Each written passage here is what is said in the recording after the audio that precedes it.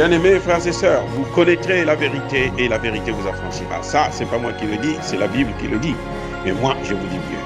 Vous connaîtrez la vérité historique, notamment celle de vos ancêtres kémites, et vous aurez une vision globale de ce que c'est que la vraie souveraineté politique. J'ajoute, vous reviendrez à la spiritualité africaine ancestrale et vous comprendrez les enjeux de l'indépendance économique. Et pour terminer, vous accepterez votre identité culturelle kémite et vous obtiendrez deux choses. La première, c'est la paix. La seconde, c'est le développement, à une condition. L'unité de toute l'Afrique noire, l'unité de tous les Noirs du monde entier.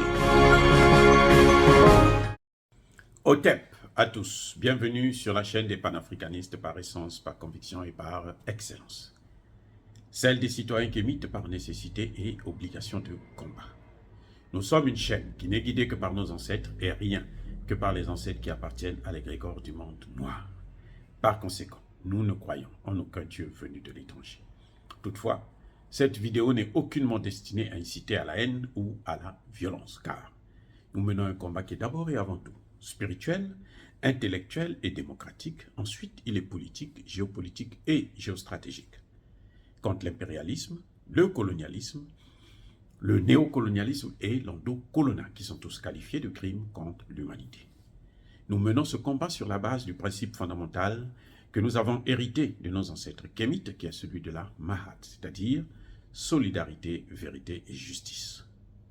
Vous êtes donc en droit de connaître la vérité et nous avons l'obligation de vous dire la vérité, rien que la vérité, afin que justice soit rendue au continent africain.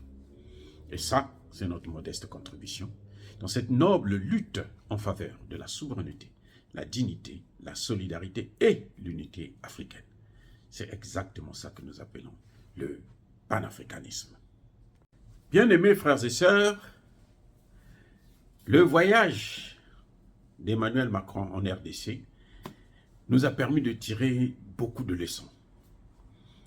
Et parmi ces leçons que nous devons tirer, c'est celle de la démocratie. Je veux décevoir beaucoup parce que j'ai toujours dit que ce que nous voulons, nous, en Afrique, ce n'est pas la démocratie, mais c'est des bons dirigeants, des dirigeants sérieux. Et j'ai toujours expliqué qu'on ne peut pas avoir une démocratie en Afrique tant qu'il y aura les ingérences occidentales. Eh oui, on ne peut pas avoir la démocratie. Il n'y aura pas, ce que vous allez voir là, ce n'est pas la démocratie. Ce n'est pas la démocratie. Emmanuel Macron est venu prouver que, en fait, ce sont eux les Occidentaux qui ont placé Tshisekedi au pouvoir par un accord qu'eux, ils ont appelé le compromis à l'africaine. Et qu'on pourrait, nous, appeler le compromis à la France africaine, à l'Occident, à l'otanisation. Eh oui. Ce n'est pas un compromis, comme disait l'autre, un compromis à l'africaine, c'est le compromis à l'OTAN. Le compromis à l'occidental. Eh oui.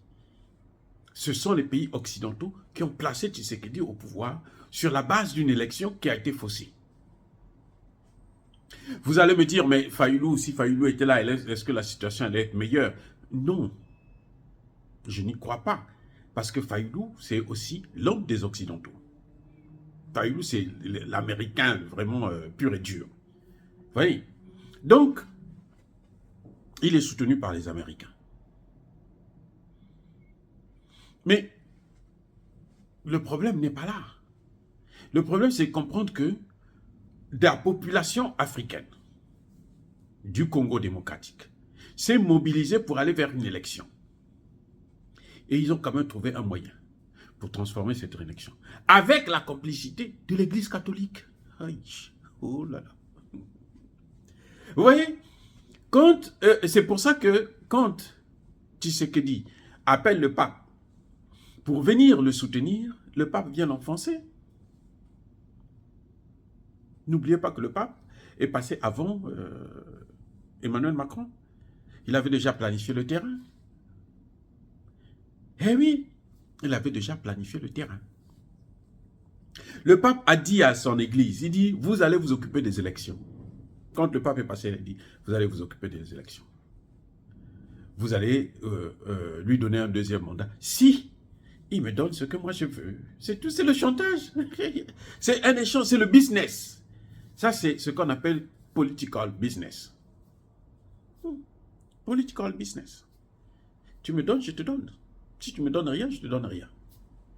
Tu me donnes rien, je te casse, je te détruis. Et le pape est venu, c'était pour ça. Tshisekedi croyait que le pape a un pouvoir. Non. Le pape n'a aucun pouvoir spirituel. Il a un pouvoir. Là, ce que vous voyez là, c'est ça son pouvoir. C'est-à-dire, il peut mobiliser beaucoup de gens. Il a beaucoup d'électeurs. S'il donne la consigne, votez pour lui, ils vont voter pour lui. Mais lui ne peut donner la consigne que lorsque tu sers ses intérêts. Le pape a beaucoup de territoires en Afrique, et notamment en RDC. Il est venu, il a fait les éloges du diamant. Lui, ce qu'il voulait, c'était le diamant. Emmanuel Macron est venu, il a parlé du trésor. Donc, lui, il veut les matières premières, tout. Ce qu'il y a de bon, là. Il veut prendre tout, comme il est gourmand. Mais le pape, lui, c'est seulement les diamants du Congo qui l'intéressent. Donc, les diamants du Congo, là, ça ne doit pas être pour quelqu'un d'autre, ça doit être pour lui. C'est ça ce que ça veut dire. Et ce sera au prix de la réélection. Si tu ne fais pas ça, tu ne seras pas réélu. Aussi simple que ça. Fayulu, donc, moi je reviens encore sur le problème de la démocratie en Afrique. Dans ces conditions, est-ce que vous pensez qu'il y avait la démocratie? Tous ceux que vous avez vus qui critiquaient, qui insultaient Kabila, qui voulaient les élections et autres, ils travaillaient pour lui. Et ça se passe toujours comme ça. Prenons le cas de la Côte d'Ivoire. Quand Alassane Ouattara dit « j'ai gagné les élections », Laurent Gbagbo dit « on recompte les urnes ». Qui refuse? C'est l'Union européenne, c'est la France, c'est les États-Unis. Ils ont utilisé qui? Ils ont utilisé le Gabonais, là, qui voulait après lui aussi être président au Gabon. Jean Ping. C'est Jean Ping qui avait... À l'Union africaine, dit non, on ne recompte pas, allez, tu as perdu, va-t'en. Et les Français sont venus l'enlever de force. Pour placer qui? Pour placer Alassane Ouattara. Et quand ils placent Alassane Ouattara, qu'est-ce qu'il va faire? Alassane Ouattara va servir leurs intérêts. Donc quand Alassane Ouattara vient avec Guillaume Soro au pouvoir, là, les deux là, ils savent que nous ici, là, nous, on est venus pour servir la France. Et Guillaume Soro, à un moment donné, se dit, oh, mais on ne peut pas leur donner tout ce qu'ils sont en train de demander, là, c'est un peu trop. Ah bon, c'est comme ça? Toi, tu ne sais pas que nous, on a tué des gens ici à cause de toi? Allez, on t'envoie en exil. Si tu ne fais pas attention, on te tue. C'est ça la démocratie que vous avez vue en Côte d'Ivoire. Ce que vous avez là en Côte d'Ivoire, c'est ça la démocratie. C'est ce que les Occidentaux disent. Donc quand vous êtes là à courir, à souhaiter les élections, les élections n'ont jamais résolu quelque chose. Non. Au contraire. Les élections là nous entraînent toujours dans des problèmes. Tous les chefs d'État africains, notamment francophones, tant que la France ne dit pas que non, toi tu dois être élu, tu ne seras pas élu. Quand Fayulu a commencé à bouder là, lesquels qui l'ont calmé. Mais ce sont eux qui ont dit non, écoute, arrête. Ton temps viendra après. Laisse-le d'abord. On va voir si il nous donne le pays. Si on arrive à balkaniser le pays, on lui donne un deuxième mandat. Sinon, on l'enlève et puis toi, tu prends la place. Comme il est en train de faire le travail, il doit continuer. Et vous allez nous dire que c'est la démocratie? On ne peut pas avoir la démocratie dans ces conditions. Au moins, ça c'est clair. Que ce soit au Congo-Brazzaville, hein, avec Sassou Nguesso là, Congo-Brazzaville, au Cameroun, avec Paul Biya, que ce soit au Gabon, que ce soit au Togo, que ce soit au Bénin, ce que vous voyez là, ce n'est pas la démocratie. Il n'y a pas de démocratie. Eh oui, il n'y a pas de démocratie. Ce n'est pas la démocratie, c'est ça. C'est le compromis à l'africaine. Donc le compromis à la France africaine, le compromis à l'Occident. Et oui, c'est l'Occident qui décide. Et elle choisit, et puis bon, vous vous entendez, bon, c'est lui qui va prendre cette fois-ci. Et puis voilà. Même au Sénégal, je répète, même au Sénégal, vous voyez, Sonko a des problèmes parce que Sonko, à un moment donné, a fait des déclarations comme quoi il devrait soutenir Assimi Goïta. L'Occident ne peut pas accepter ça. Et vous allez me dire qu'il y aura des élections, on va l'écarter, il y aura élection, bon, on va faire la campagne et puis les gens vont voter quelqu'un de normal. Non, celui qui viendra là, c'est quelqu'un que eux, ils ont choisi, qu'ils ont préparé, ils ont formaté. Et oui. Tu ne peux pas avoir... Attendez, pour certains parmi vous, vous êtes mariés et autres. Tu vis avec ta femme, tu as des problèmes. Pour régler ce problème, il faut que le voisin qui est à côté vienne s'asseoir avec vous. Tu as déjà vu des choses comme ça? Vous avez déjà vu des choses comme ça? Mais à partir du moment où il vient s'asseoir, c'est qu'il doit prendre sa part aussi. Eh oui, il a quelque chose qui l'attend. Soit c'est lui qui doit sortir avec ta femme, soit c'est lui qui doit... Si c'est une femme, c'est elle qui va sortir avec ton mari, ainsi de suite. C'est aussi simple que ça. Il ne peut pas avoir de démocratie tant que nous n'aurons pas notre souveraineté totale.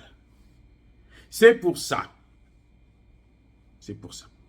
que je pense qu'Assimi Goïta, Touadéra, Traoré, Doumbouya, ils doivent rester là jusqu'à ce que la situation en Afrique continue à s'arranger, à s'améliorer. Parce que si eux, ils tombent encore là, c'est comme si on n'aura rien fait. Et tous ces morts-là, tous ces gens qui sont morts là pour la démocratie en Afrique, là, ce serait un sacrifice inutile. Je suis désolé, mais c'est comme ça. Eh oui. Assimi Goïta est en train de tenir tête là. Dès qu'il s'en va là, celui qui va venir là, on va lui donner l'argent, les maisons, les ceci, les cela, les avions, il veut voyager un peu. Mais qu'est-ce que ça leur coûte de dépenser 10 milliards de dollars pour convaincre un président africain qui va leur donner tout un territoire? Ça coûte quoi? Parce que des gens comme Assimi Goïta, on ne peut pas les avoir aussi facilement que ça. Eh oui, comme les Touadéra, comme les Traoré. Mais regardez, Kagame, ça fait combien d'années qu'il est là? Ça fait plus de 25 ans maintenant qu'il est au pouvoir. Vous les avez entendus parler de la démocratie là-bas? Parce qu'ils servent leurs intérêts. Ils leur donnent tout ce qu'ils veulent. Mais quand ils servent leurs intérêts là, c'est au détriment de qui? C'est au détriment des Africains, y compris au détriment des Rwandais. Parce que tôt ou tard, écoutez-moi bien, tôt ou tard, la partie que les Rwandais sont en train de prendre là, des parties là, ça sera une guerre civile en permanence. Et après là, ça va se retourner. Ça va être maintenant les Rwandais qui vont mourir à la place des Congolais. C'est-à-dire que... Mais vous devrez payer, les gars. On doit toujours payer ce que nous faisons. D'une manière ou d'une autre. Donc, ils vont occuper là, pour servir les Occidentaux, très bien. Les Occidentaux vont se servir. Mais les Congolais, leurs enfants, leurs petits-enfants, vont continuer à mener la guerre. Et à un moment donné, là, ils seront aussi forts.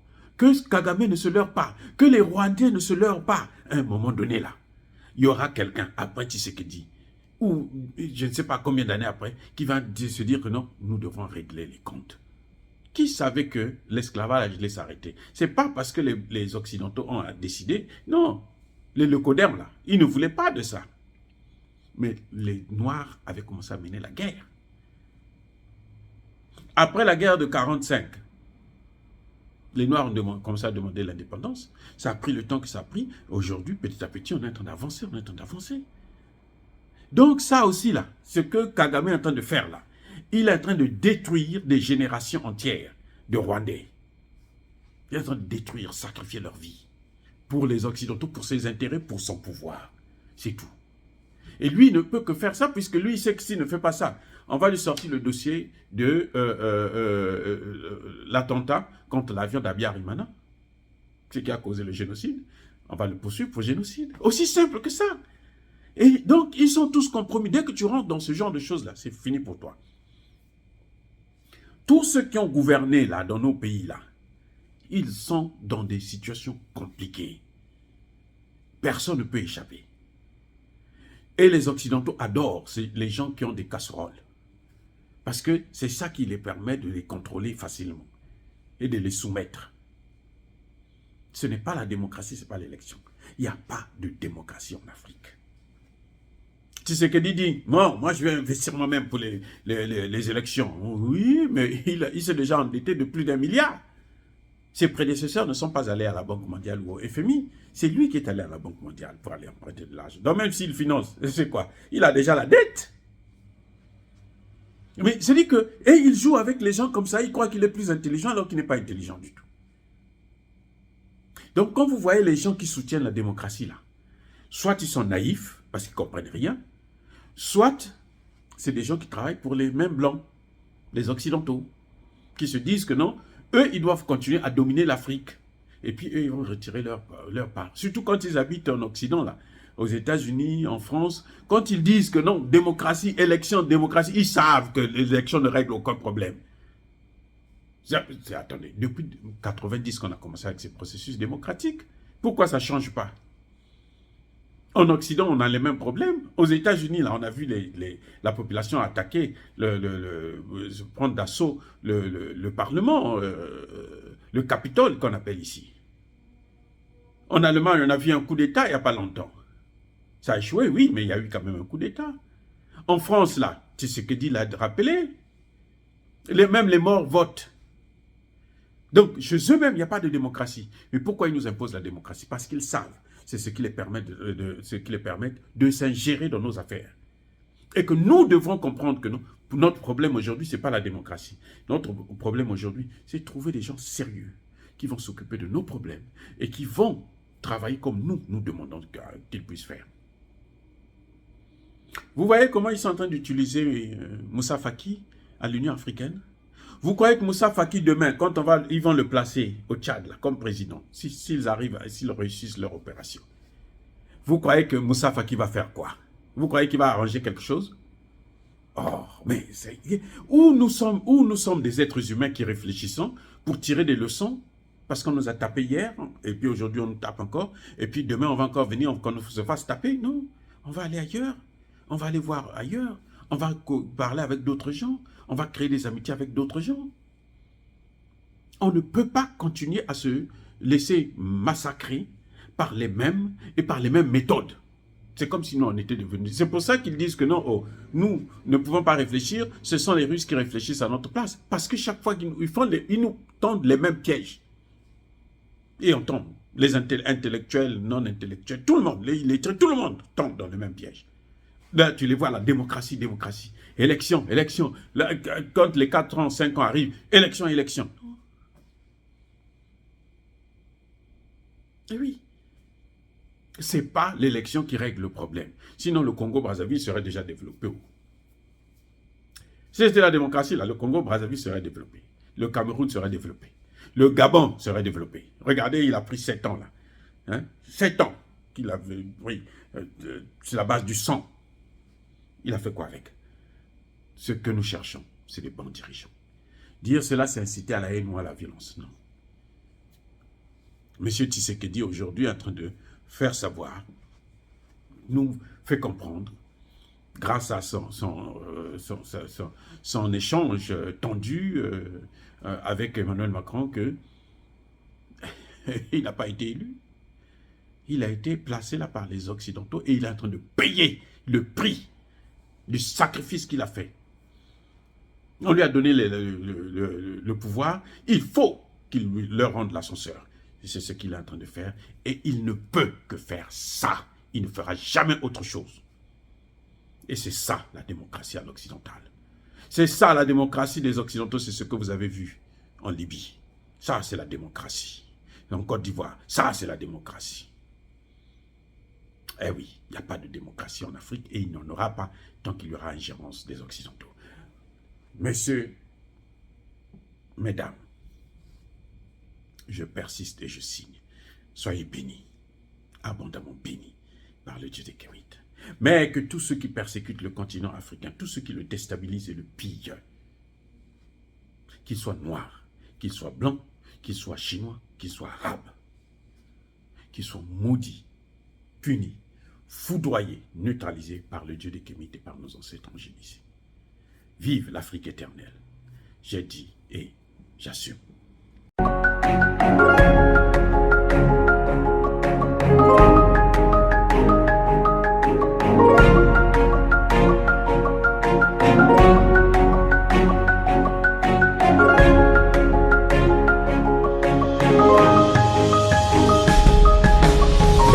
Eux, ils marchent par la foi et non par la vue. Mais moi, je vous conseille vivement de marcher par la connaissance scientifique et historique, notamment celle de nos ancêtres kémites, par les 5 sens et par l'intelligence. Abou Abia.